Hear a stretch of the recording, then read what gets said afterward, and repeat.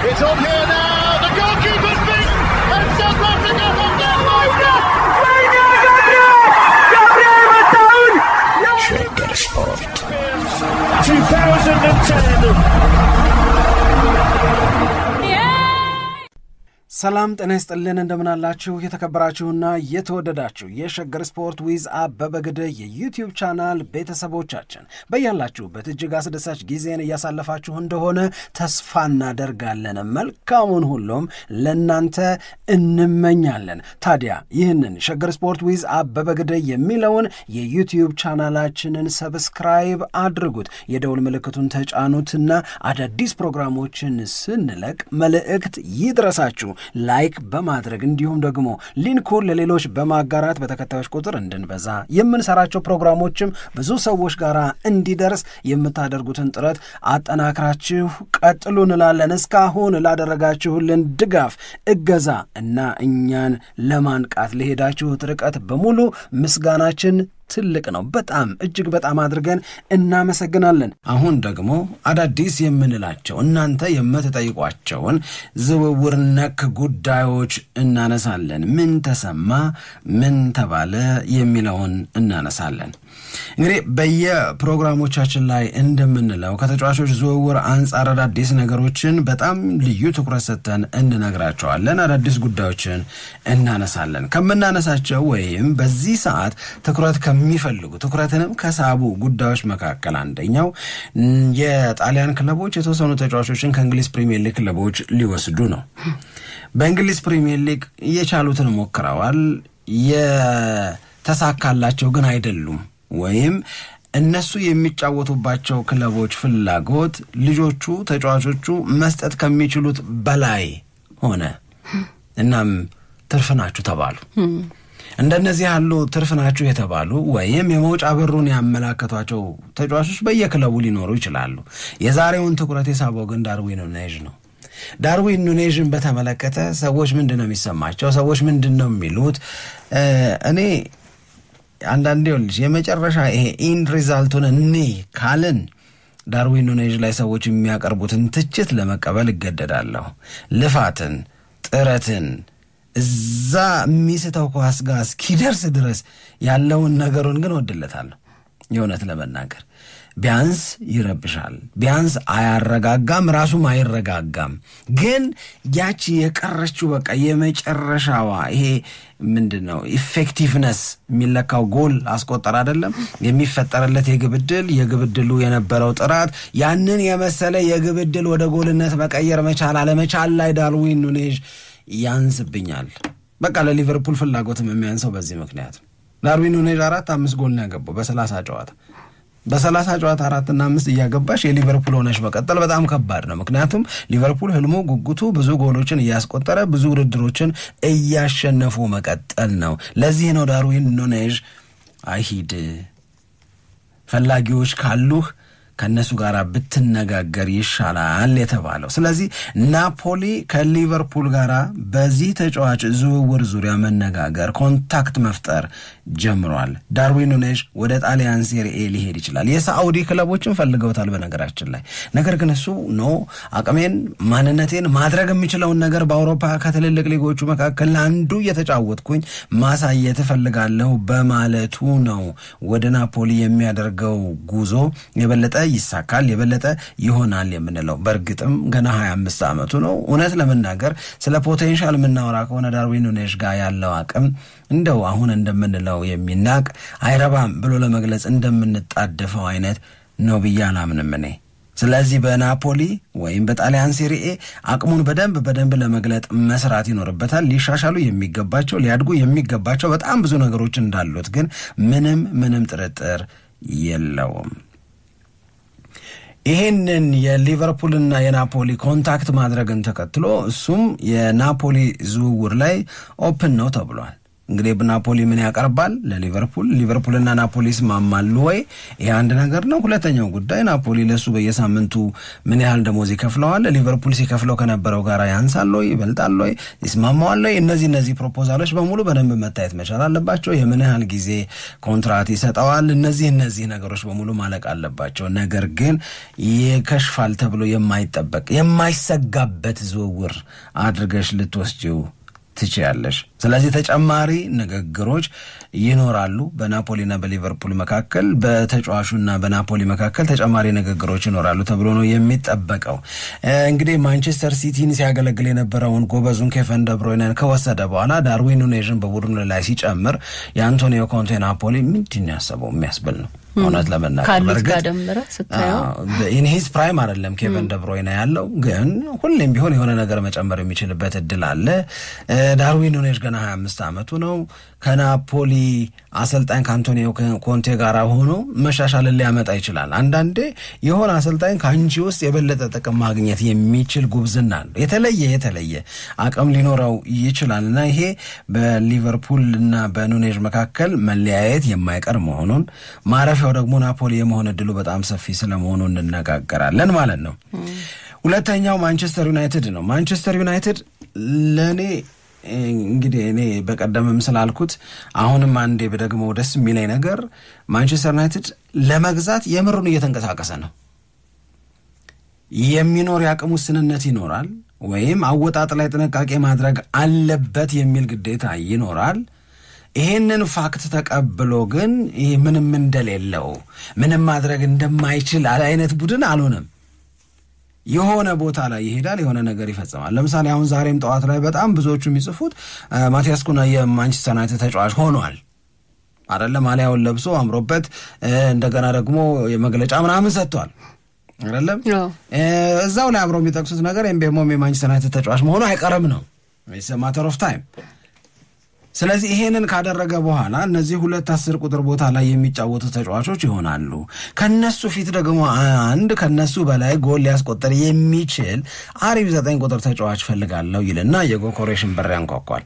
እዛ ጋር ሲያንኳኳ ስፖርቲንግ ሊዝበን የሚለው ነገር እሱ ለጎኮሬሽ ሊያወጣ ካዘጋጀው ጋር በጣም እየተራራቀ ከመጣበት እዛው ደጃፍ አካባቢ ይቆይና ደግሞ ዞር ብሎ አሁን ሁጎ ኢኪቴኬ ምናምን ይልሻል።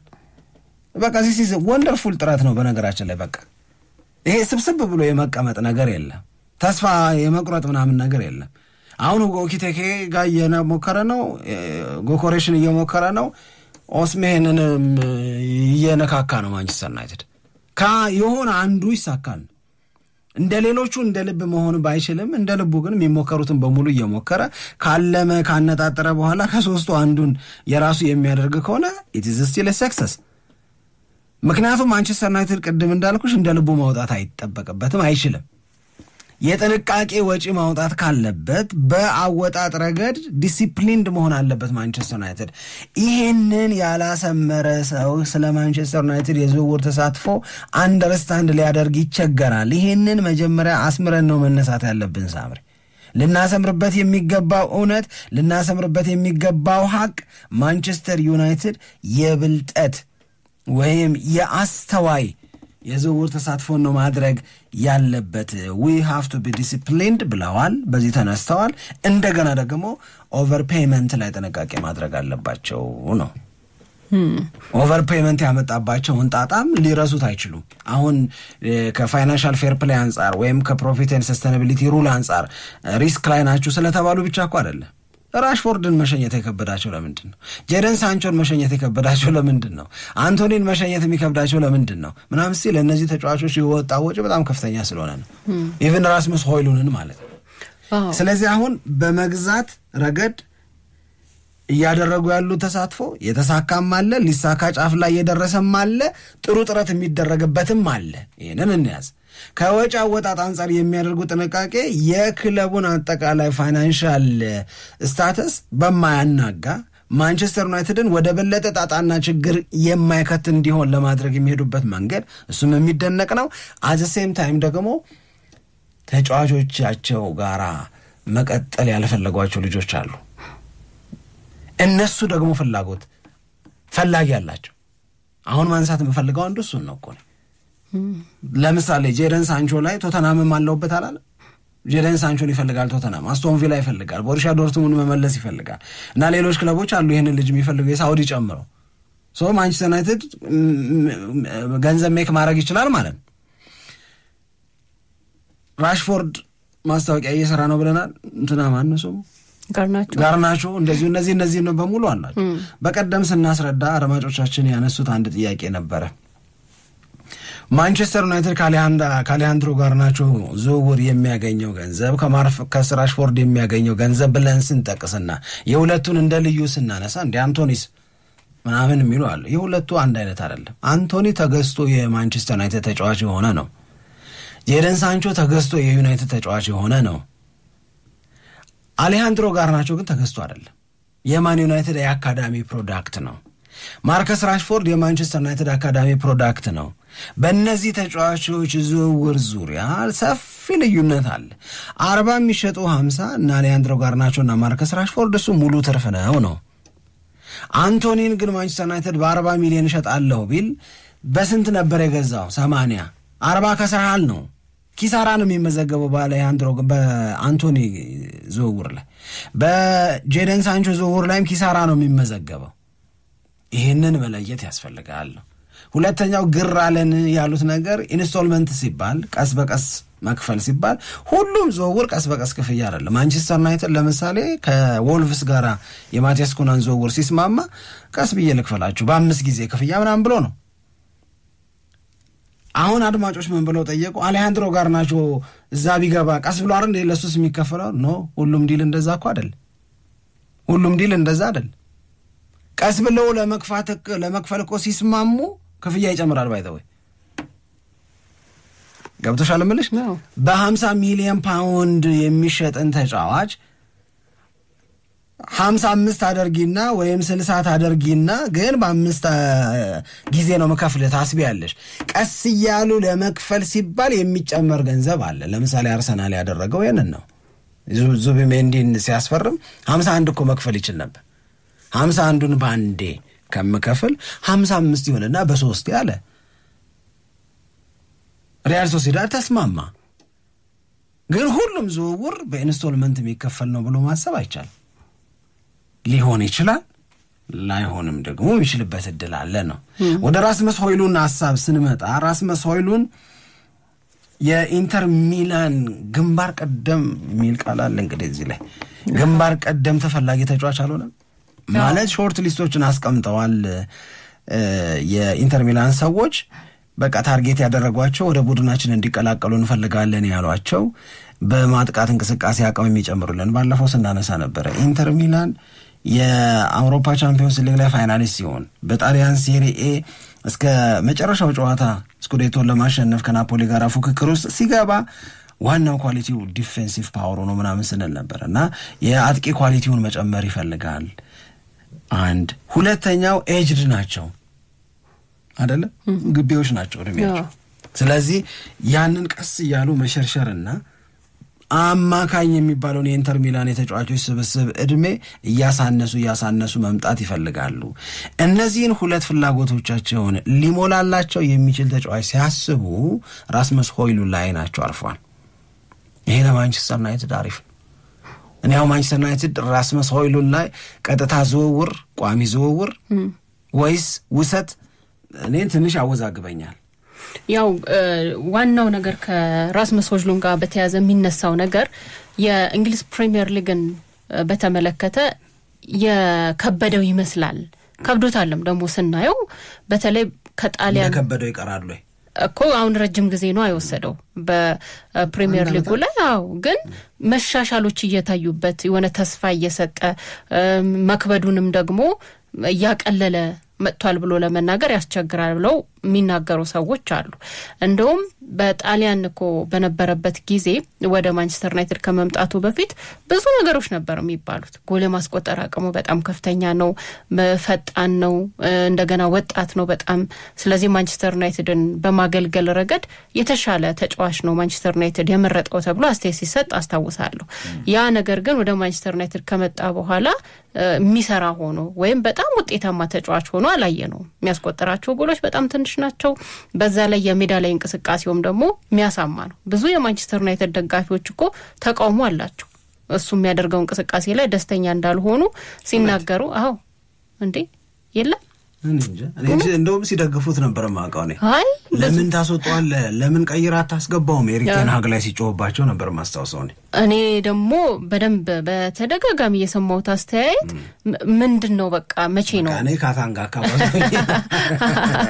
ከምሬኮ አካባቢ ነኝ ማለት ነው። እሺ መቼ ነው በቃ የተሻለ አገልግሎት የሚሰጠው ይሄ ተጫዋች እንዳጥቂ ለማንቸስተር ዩናይትድ በየጨዋታዎቹ ላይ ጎል የሚያስቆጥረው የሚል ተቃውሞ እንዳላቸው አይቻለው። አስተያየቶችንም አንብቤያለሁ። ይሄ እንዳለ ነው። ግን ለራስመስ ሆይሉንድስ ደግሞ ወደ ጣሊያን ቢመለስ የተሻለ አይደለም ወይ የሚል ደግሞ አብሮ የሚነሳ ነገር አለ። በተለይ አሁን ያነሳው ለተጫዋቹ ለኢንተር ሚላን እንደሚፈልገው እየተገለጸ ነው። ግን ደግሞ ቅድም ስታነሳ እንደነበረው ናፖሊ ዳርዊን ኑኔዥን ይፈልጋል ተብሏልና የዳርዊን ኑኔዥ ጉዳይ ሊቨርፑል እንዲህ በትንሽ ገንዘብ የሚሸጠው አይነት ተጫዋች አይደለም ተብሎ አብሮም ሪፖርት ወጥቷል። ዋነኛ ምክንያቱ ለፍሎሪያን ብዙ ገንዘብ ነው ያወጣው እና ቀጥሎም ደግሞ የሚያመጣቸው ተጫዋቾች አሉ። ስለዚህ ያሉትን ተጫዋቾች ሲሰጥ ሊቨርፑልን ችግሩን የሚያቃልልለት ወይም ችግር ውስጥ የማይከተው እንዲሆን ይፈልጋልና በቀላል ዋጋ ተጫዋቾቹን አይሸጥም ተብሎ ነው የሚጠበቀው። ይሄንን ምክንያት ይዘው ናፖሊ እንደገና ራስመስ ሆይሉንድን ማስፈረም እንፈልጋለን መውሰድ እንፈልጋለን የገንዘቡ ጉዳይ የሚያዋጣን ከሆነ ይሄንን ተጫዋች ማስፈረምና ከሮሜሎ ሉካኩ እንደዚሁም ደግሞ ከማክቶሚኔ ጋር የሚጫወትበትን እድል መፍጠር እንፈልጋለን ብለው ትልቅ ሐሳብ አንስተው ጥራት እያደረጉ ነው የሚል መረጃም ወጥቶ ነበር። ለማንኛውም ግን ለራስመስ ሆይሉንድ በውሰት ቢሄድ ነው ጥሩ ወይንስ እስከመጨረሻው ማንቸስተር ዩናይትድ ቢሸጠው ነው የሚሻለው የሚለው የሚያወያይ ርዕሰ ጉዳይ ይመስለኛል። እኔም ሳስበው ከአለው የእድሜ ሁኔታና ራሱን የቱ ጋር ሆነሽ ነው የምትፈርጂው የሚለው ነው የሚወስነው። በራስመስ ሆይሉንድ ቦታ ከሆንሽ አይ ቲንክ ፐርማነንት ሙቭን ሊመርጥ ይችላል እሱ።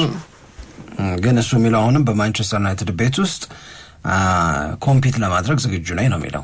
ያ ማለት አሰልጣኙን አሳምነው አሁንም የመጫወት እድል በተደጋጋሚ ለማግኘት አሰልጣኙ በዚህ ልጅ ላይ የቀጠለ እምነትና መተማመን ቢኖራቸው ኖሮ ማንቸስተር ዩናይትድ ሁጎ ኢኪቴኬን ጎኮሬሽን እንደዚሁም ደግሞ ኦስሜሄንን በርሪህን እኔ ሀሊ ደበደባል ወይ ያላቸውን እዛ ጋር የመለወጥ ፍላጎት ያሳያል። ሰው ለማንቸስተር ዩናይትድ ፖቴንሻሉን ከተማመኑበት የሚያድግ አቅም አለው። ገና ነው ደግሞ እድሜው ካሉ ማዋሱ የተሻለ ሊሆን ይችላል ለማንቸስተር ዩናይትድ። ግን ደግሞ ነው በቃ ከዚህ በላይ እድል መስጠት አይገባም ካሉ በቀጥታ ዝውውር ሊሄድ ይችላል ራስመስ ሆይሉንድ። ግን አንድ ሌላ ጥያቄ መጠየቅ የምፈልገው ይሄ የራሴ ጥያቄ ነው። ማንቸስተር ዩናይትድ እና ሊቨርፑል እንለዋወጥ ቢሉ ማን ያተርፋል? ራስመስ ሆይሉንድ ወደ ሊቨርፑል፣ ዳርዊን ኑኔዥ ወደ ማን ዩናይትድ? ምን ነው እኔ ኑኔዥ ይሻለኛል ከራስመስ ሆይሉንድ እስካሁን ባለው ሁኔታ ኑኔዥ። ስለዚህ ማን ዩናይትድ የተሻለ ይጠቀማል ብዬ ነው። ምክንያቱም ማንቸስተር ዩናይትድ እኔ ከራስመስ ሆይሉንድ ተጠቅሟል ብዬ አላስብም። አሁን ባለው ሁኔታ እስካሁን ድረስ ከልጁ ማግኘት ያለበትን ጥቅም አግኝቷል ብዬ አላስብም። እንደውም ብዙ ችግሮች ነው የሚታዩት። ብዙ እኮ ቪዲዮ ክሊፖች ራሱ እየተሰሩ ትዝ ይላል እንደዚህ ሲወጡ ሁሉ አስታውሳለሁ። የልጁን አጫዋወት የሚተቹ ማለት ነው በቃ ደስተኛ እንዳልሆኑ የሚገልጹ እና ብቻ እሱኛው ሳይሆን ዋነኛው ነገር በራስ ያተያይ ራስመስ ሆይሉንድ ለማንቸስተር ዩናይትድ የሚገባውን ያክል አገልግሎት ሰጥቷል ጥቅም ሰጥቷል ብዬ አላስብም። ስለዚህ ዳርዊን ኑኔዥ ምናልባት ወደ ማንቸስተር ዩናይትድ የሚመጣ ከሆነና ደግሞ የሆነ ማስተካከል ሚቻል አይነት ነገር ነው የሚመስለኝ። እኔ የሆነ ነገሩ ማስተካከል ሚቻልና ከዛ ጥሩ የበለጠ ያለበትን ችግር የሚቀርፍ አይነት ተጫዋች ሊሆን ይችላል ብዬ ነው መገመት። ሌላው ግን ያው ማንቸስተር ዩናይትድ ፊት መስመሩ ላይ ያለውን ክፍተት ለማጠናከር ቀደም ያልነው የጎኮሬሽን ጉዳይ ነው። አሁን ትላንትና ስናነሳ እንደነበረው አርሰናል ብልጫ ወሰደ። እንደዚሁም ደግሞ የቪክቶር ኦስሜሄንን ጉዳይ ነው። የደሞዙን ጉዳይ ምንም መነካካት አይፈልግም አሉ ቪክቶር ኦስሜሄን። ያ ደግሞ መጀመሪያ የነበረ የነበረውን ዲል ትልቅ ስለሆነ ያንን ሎድ ማንቸስተር ዩናይትድ እና ሌሎች ክለቦች መሸከም አልፈለጉም። ጋብሪኤል ማርኮቲ በዚህ ልጅ ላይ በጣም ጥሩ አርቲክል ጽፏል። ግን ከዛ ውጪ አሁን በሊቨርፑልና በቼልሲ በጣም እየተፈለገ የሚገኘውን ሁጎ ኢኪቴኬ የተባለውን ተጫዋች እድሜው ገና ነው፣ በጣም አሪፍ እድሜ ላይ ነው ያለው። ይህንን የ22 ዓመት ተጫዋች ማንቸስተር ዩናይትድም እኔም አለሁበት ማለቱ ነው የስካይ ስፖርት የደሽላንድ ሪፖርተር የተናገረው። ፕሊተንበርግ ይባላል። ማንቸስተር ዩናይትድ እኮ በደንብ አድርጎ ገብቶበታል ነው ሁጎ ኢኪቴኬን ለማስፈረም ማለት ነው። ግን አሁን ትልቁ ችግር ምንድነው? የቡንደስሊጋው ክለብ ለምሳሌ ይህንን ተጫዋች መውሰድ የምትፈልጉ ብሏል አይንትራንክ ፍራንክፈርት። በተጫዋቹ ዝውውር ዙሪያ ልንነጋገር እንችላለን፣ ግን 100 ሚሊዮን ዩሮ ለተጫዋቹ ዝውውር እፈልጋለሁ ነው የሚለው። ይሄ ቼልሲን፣ ሊቨርፑልን፣ ማንቸስተር ዩናይትድን አያስበረግግም ወይ? ይሄ ማለት 85 ሚሊዮን ፓውንድ ማለት ነው። 22 ዓመት ላይ የሚገኘው ሁጎ ኢኪቴኬ በዚህ በተጠናቀቀው የውድድር ዓመት 47 ጨዋታዎች ላይ ተሳትፏል። 22 ጎሎችን አስቆጥሯል። 11 ለጎል የሚሆኑ ኳሶችን ሰጥቷል። ማለትም በ47 ጨዋታዎች 33 የግብ ተሳትፎን ያደረገ ተጫዋች ነው። ኤስ ሚላን በኩል ጥያቄዎች እየቀረቡ ነው የአርሰናልን 2 ተጫዋቾች ለማስፈረም የሚሉ መረጃዎችም ወጥተው እሱን የማይቻለው እነዚህ 2 ተጫዋቾች አንደኛው አሌክሳንደር ዚንቼንኮ ነው፣ ሁለተኛው ደግሞ ጃኮብ ኩዮር።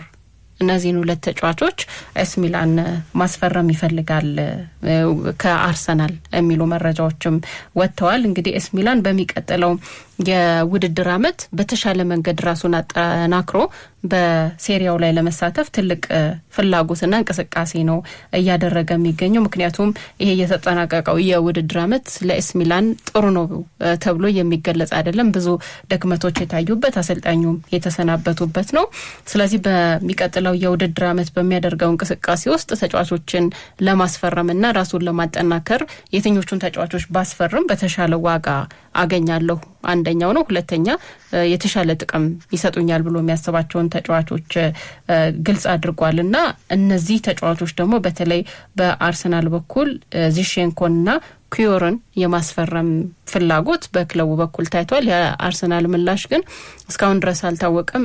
ስፔሻሊ የኩዮርን ጉዳይ አርሰናል እንዴት ይመለከተዋል የሚለው ትንሽ ጥያቄ የሚያስነሳ ይመስለኛል። ምክንያቱም የውድድር ዓመቱ ሊጠናቀቅ ሲል ኩዮር እንዴት ያለ ጥሩ አገልግሎት እንደሰጠ ከተገመተው በላይ ለአርሰናል አገልግሎት እንደሰጠ ስለተመለከት ነው ያንን ችሎታና ፖቴንሻል ጠብቆ መቆየት ይፈልጋል ልጁን የራሱ ተጫዋች አድርጎ ተብሎ ነው እየታሰበ የሚገኘው። ግን የኤስ ሚላን እነዚህ ፍላጎቶች እንዳሉም ተሰምቷል።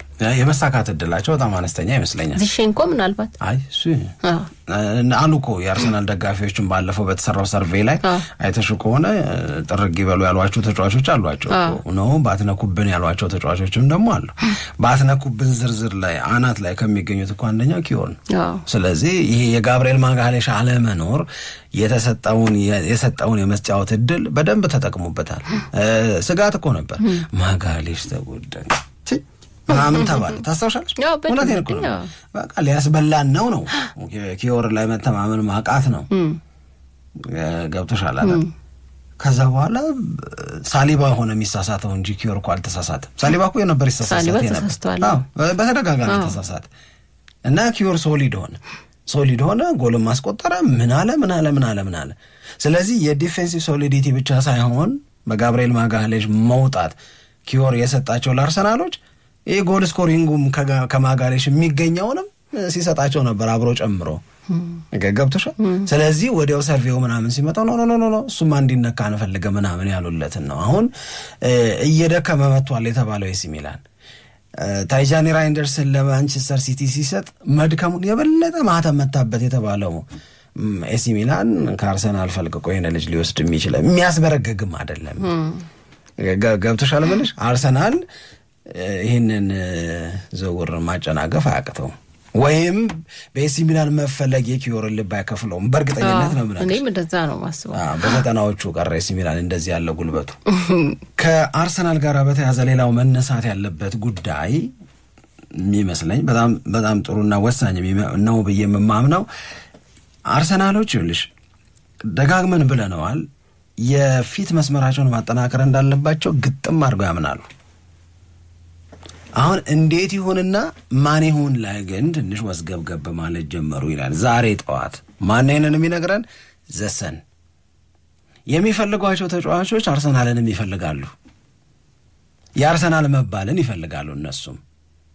ስለዚህ እነዚህ ተጫዋቾች እነማን ናቸው ስትይ ቤንጃሚን ሼሽኮ አርሰናል መጀመሪያ በምስጢር ከዛ ቀጠላለና ደግሞ በይፋ ከአርቢ ላይፕሲጅ ጋር ተነጋገረ። ልጁን ማግኘት በሚቻልበት ሁኔታ ዋጋ ተቆረጠለት ተባለ። ያዛረገችው መሰለኝ ዋጋዋ። ከዛ ጎኮሬሽና ስፖርቲንግ ሊዝበን መካከል ትርምስ ተፈጠረ። እዚህ ትርምስ ውስጥ ትርፍ ሊኖር ይችላል፣ እዚህ ትርምስ ውስጥ ጥቅም ሊኖር ይችላል። በትርምሱ መሃል የሚኖር ኦፖርቹኒቲ ካለ ብሎ ሲክ አደረገ። ማን ዩናይትድ እና ዩቬንቱስም ነበሩ። ዩቬንቱስ ወጣ፣ ማን ዩናይትድ ወደ ኋላ ቀረ። አርሰናል ብቻውን ተገናኘ። ግን የስፖርቲንግ ሊዝበኑ ፕሬዚዳንት ይህንን ልጅ መውሰድ የሚቻለው ብለው የቆረጡት ዋጋ አርሰናልን ማንቸስተር ዩናይትድንም ቢበልጥ ዩቬንቱስንም ቢቀድም ትንሽ ሰብሰብ እንዲል አደረገው ይላል ዛሬ ጠዋት ዘሰን። አሁን ፕላን ሲ መኖር አለበት። ምክንያቱም ቅድም እንዳልነው የፊት መስመሩ መጠናከር አለበት። አርሰናል ጭራሽ አጥቂ ማስፈረም አለበት። እዚህም እዛም የተጠሩት የሁለቱ ተጫዋቾች የዝውውር ዋጋ ደግሞ ቆይ ዝም ብዬ ከምገባበት ይልቅ አማራጭ ሌላ ነገር ካለኝ ለምን አላይም ያለ ይመስላል ነው የሚለው ዘሰን። ግን አንድ ነገር በእርግጠኝነት የሚናገሩት አርሰናል ለፕሪሲዝን ወደ ሲንጋፖር ይሄዳል። መቼ ነው የሚሄደው? ጁላይ አጋማሽ ላይ። ስለዚህ ጁላይ አጋማሽ ለፕሪሲዝን ወደ ሲንጋፖር ሲሄድ አጥቂ ገዝቶ ነው የሚሄደው። ይሄንን ይናገራሉ የክለቡም ሰዎች። ለንደን አካባቢ ያሉት ሚዲያዎች ይሄንን ያወራሉ። ሶ ሚድ ጁላይ ላይ አርሰናል ይሄንን ነገር አኮምፕሊሽ ያደርጋል ተብሎ ነው የሚጠበቀው። ግን ጎኮሬሽን በ70 ሚሊዮን ዩሮ ቤንጃሚን ሼሽኮን ደግሞ በ75 ሚሊዮን ፓውንድ የዚህኛው ደግሞ የበለጠ ውድ ነው። መግዛት ላይ ግን ሀሳብ እያወጣ እያወረደ ስለሚገኝ ሌሎች አማራጭ ያላቸውን ሰዎች ማሰብ ጀመረ። አንደኛው አማራጭ እንደ ፕላን ሲ የታየለት ነገር ምን እንደሆነ ታውቂያለሽ?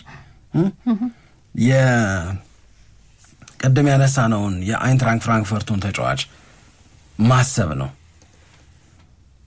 ሁጎ ኤኪቴኬ የሚባለውን ተጫዋች። ስለዚህ ስንት ሊሆኑ ነው? 4 ማን ዩናይትድ፣ አርሰናል፣ ሊቨርፑል፣ ቼልሲ። እንደኔ የነዚህ 4 ትልልቅ የእንግሊዝ ፕሪሚየር ሊግ ክለቦች በሁጎ ኤኪቴኬ ላይ የሚኖራቸው ፍላጎት አይንትራንክ ፍራንክፈርትን የመደራደር አቅም ያሳድገዋል። ግን there must be plan C ያለ ነው አርሰናል። ሶስተኛ አማራጭ መያዝ አለብኝ ብሎ አይኑ ካሳረፈባቸው ተጫዋቾች መካከል አንደኛው ሁጎ ኤኪቴኬ ነው። አራተኛ ደግሞ የተያዘው ሰው ማን ነው? ግን በዛው በፕላን ሲ ውስጥ የሚካተተው ሁሊያን አልቫሬዝ፣ የቀድሞውን የሲቲ ተጫዋች አሁን አትሌቲኮ ማድሪድ ያለውን እሱን ወደ ፕሪሚየር ሊግ መልሶ የአርሰናልን ማሊያ ማልበስ ነው። ምክንያቱም የመጀመሪያው አፕሮች ለጎኮሬሽ የተደረገው ትላንትና ነው። በክለቡ ፕሬዚዳንት የተነገራቸው ዋጋ ግን የመለሳለስ ምልክት ካለመታየቱ ጋር ተያይዞ ይሄ ነገር ያስኬዳል አያስኬድም እያሉ ነው አሉ። ይሄ አሁን በአማራጭን ያሰፋል፣ ግን ደግሞ ትንሽም ቢሆን የፍርሃት ስሜት ይፈጥራል። በተለይ ግን በልጁ ላይ እየተጠየቀ የሚገኘው ገንዘብም እኮ በጣም ትልቅ ገንዘብ ነው። ቅድም እንዳነሳ ነው ምናልባት ያኛው ገንዘብ የመጨረሻ ነው አይደለም፣ በድርድር ነገሮች ይስተካከላሉ የሚለው እንዳለ ሆኖ ግን ደግሞ ቀላል ክፍያ አይደለም። በኢንትራ ፍራንክፈርት በኩልም እየተጠየቀ ያለ ውድ ነው እንጂ አሁን በውድነት ካልነጻጸርሽማ አንደኛ ቤንጃሚን ሼሽኮ ሊሆን ይችላል፣ ሁለተኛ ሁጎ ኤኪቴኬ ነው፣ ሶስተኛ ጎኮሬሽ ነው። ግን ጎኮሬሽ 27 ዓመቱ ትንሽ ተጠቀምበት ሸጠዋለሁ የምትይበትን እድል የሚያሳጣ ነው። ገብቶሻል አይደል? ስለዚህ ይሄንን ነው እያመዛዘኑ ያሉት። ግን አርሰናል አሁን እዚህ ጋር የምረዳው ነገር ሌሎች አማራጮች እንደዚህ ፕላን ቢም ፕላን ሲም እየተባለ ሌሎች ተጫዋቾች ስማቸው ሲነሳ የአሌክዛንደር አይዛክን ጉዳይ ሙሉ በሙሉ ትቶታል ማለት ነው። ባለፈው ካስታወስን እስከ መጨረሻው ድረስ የዝውውር መስኮት እስከሚዘጋ ድረስ የአርሰናልና የአሌክዛንደር አይዛክ ስም ተያይዞ ይነሳ ነበር። አሁን ግን ይሄንን የሚያክል ገንዘብ ለሌሎች ተጫዋቾች የሚጠራባቸውንም ተጫዋቾች ለማስፈረም ይፈልጋል ተብሎ መረጃ እየወጣ የአይዛክ ስም ግን ከአርሰናል ጋር ተለያይቶ ቀረ። መለያየቱም ነው ልክ እኮ። አንደኛ የፖሲቢሊቲ ጉዳይ አለ። የመሆን እድል የሚለው ማስላት አለብሽ። እንደው ዝም ብሎ እንደሞኝም ግር ብለሽ እኮ አትሄጂ። ያው ሊቨርፑል በቀደም ስላነሳ ነው ብዬ ነው። ሴም ቲንግ ነው ለሊቨርፑልና ለአርሰናል እኔ አይመስለኝም። ያው እድሉ ካለ ይሞክራሉ እኮ። ሊቨርፑል ሲፈልግ ኒውካስል መግፊያ ብሎ ያስቀመጠው ነገር ምንድነው? 150 ሚሊዮን ፓውንድ እኮ ነው። እኔ አሁንም አሌክሳንደር አይዛክን 150 ሚሊዮን ፓውንድ አውጥቶ አርሰናል ይገዛል ብዬ አላስብም፣ አልጠብቅም። ስለዚህ ሊቨርፑልንም ሆነ ሲቲንም ሆነ ሌላ ማንኛውም እሱን የሚፈልግ ክለብ ካለ 150 ሚሊዮን ፓውንድ የሚል የዋጋ ታርጋ ለጠፈበትና ፈላጊዎቹ እግራቸው እንዲሰበስቡ እያደረገን ያለው ኒውካስል። ምክንያቱም ኒውካስል ለ2025-26 የውድድር ዓመት ላለኝ አምቢሽን ልጁን ማቆየት እንጂ መሸጥ አልፈልግም የሚል አቋም ስላለው ነው እንጂ የእውነት የአሌክሳንደር አይዛክ የማርኬት ቫሊዩ 150 ሚሊዮን ፓውንድ ስለሆነ እኮ አይደል። እኔ አርሰናል ከነዚህ ተጫዋቾች ይወጣል ብዬ አላስብም። ከነዚህ ተጫዋቾች መካከል ግን ያው አይ ዶንት ኖ እኔ ሼሽኮን ቢጨርስ ለአርሰናል የበለጠ ይጠቅማል ብዬ አስባለሁ። አሁን እነዚህ የምንጠራቸው ተጫዋቾች ደግሞ አርሰናል ውድ ነው እያለው ካለው ዋጋ በታች በሻጭ ክለቦች ይሸጣሉ ብዬም ደግሞ አላስብም። ጨከን ማለት አለብሽ። ምክንያቱም ማርኬቱ ላይ የምርጥ አጥቂ ስኬርሲቲ እኮ አለ። ስኬርሲቲ አለ። ማን አለሽ ንገሪኝ። በጣም በቃ አሪፍ አጥቂ የምትይው ገበያው ላይ ጥረት አለ። ያሉት ጥቂቶች ስለሆኑ ውድ ናቸው። አንድ አይደለም።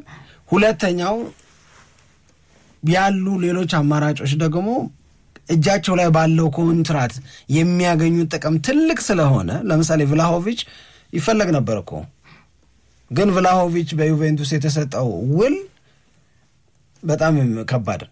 እሱን አስተቶ ቀንስና ድሮና ሮናልዶ ያደረጉት ነበር። ሮናልዶ ሊስና ዛሬው ዴሌማ እኔ ከፍዬም በሆነ ወጣለሁ ብሎ አይደል ይወጣው ኢንተር ሚላን ራሳቸው ይከፍሉ ነበር እኮ ተቀማኝ ነቀነሳለሁ ምናምን ይላሉ። ያውኖቹ አይቀንሱም። ገብቶሻል። ግን በእነዚህ ተጫዋቾች ዙሪያ አርሰናል እያነጣጠረና እየሰራ ነው የሚገኘው። እነዚህ ወሬዎች ያድጋሉ። ወሬዎቹ ላይ አዳዲስ ነገሮች ይጨምራሉ። ማታ 12 ሰዓት ተኩል በሚኖረን ግንኙነት ጊዜ ተጨማሪ መረጃዎችን እናነሳለን። ነገ በዕለተ ቅዳሜ የሸገር ስፖርት ፕሮግራም ላይ አንድ የምናነሳው ሀሳብ አለ። እሱን ጠቁሜ ማለፍ እፈልጋለሁ። ማንቸስተር ዩናይትድን በተመለከተ ነው የምናነሳው። ይኸውልሽ ኢንስፓየር ያደረገኝ ለዚህ ወሬ ትላንትና ማቲያስ ኩና የማንቸስተር ዩናይትድ ተጫዋች ሲሆን ማሊያውን ለብሶ ቱታውንም ከላይ ጣል አድርጎበት የሰጠው መግለጫ አይተሽዋል። የማንቸስተር ዩናይትድ መሆን፣ የማንቸስተር ዩናይትድ መባል፣ ለማንቸስተር ዩናይትድ መጫወት ከልጅነት ጀምሮ እንዴት ድሪም ሲያደርገው እንደነበረ ገለጸ። እዛው ብራዚል ሆኜ በቴሌቪዥን ፕሪሚየር ሊጉን አይነበራል አያቴ ቤት እና እነዚህን ወደድኳቸዋል ዩናይትዶች ቀይ የለበሱትን እና በቃ ይህንን ቀይ ማሊያ አድጌ ብለብሰው እያለ ነበር የመጣው እና አሁን ተዘዋወረ የማንቸስተር ዩናይትድ ተጫዋች ሆነ እና ጓጓለሁ አለ። ፕሪሲዝኑ ጀምሮ የቡድን ጓደኞችን እስካገኛቸው ይህንን ማሊያ ለብሼ ወደ ሜዳ አስገባ ምናምን ማንቸስተር ዩናይትድን እንደገና ታላቅ ለማድረግ። ግን እኮ ቻምፒዮንስ ሊግ የለም። ግን እኮ ማንቸስተር ዩናይትድ 15ኛ ነው የወጣው። ግን እኮ ማንቸስተር ዩናይትድ ከ1973-74 የውድድር ዓመት ከሊጉ ከወረደ በኋላ እጅግ በጣም ደካማ ውጤት ነው ያመጣው ሲባል ቢሆንስ ማንቸስተር ዩናይትድ እኮ ነዋል። ያነሰ ውጤት እያመጡ መወደድ ለማንቸስተር ዩናይትድ እንዴት ተቻለ ነው አነገ ማውራው። ያነሰ ውጤት እያመጡም የትልልቅ ተጫዋቾችን ፍላጎት ማንቸስተር ዩናይትድን የመቀላቀል ፍላጎት ለምን አልበረደም? ይሄን ቤሞ ይሄንን አር እንደሚለው ምናምን ማንቸስተር ዩናይትድ ይሄ አሁን የሆነ ከመሰላችሁ ተሳስታችኋል። የነበረ ያለ ምናልባትም የሚቀጥል መፈለግ ነው ማንቸስተር ዩናይትድ ማለት። ነገ በዚህ ጉዳይ ላይ ነው የምናወራው፣ ጠብቁን ለማለት ነው። ቴንክ ዩ በእውነት ነው መጨረሻ ላይ ድምጼን ጎርነን ያረኩት በጉንፋን ምክንያት ነው እንትና አላስታውሰሽ በጣም አድርገን እናመሰግናለን አብራችሁን ስለነበራችሁ ደግሞ ምሽት ላይ እንገናኛለን ኢትዮጵያ ለዘለዓለም ትኖር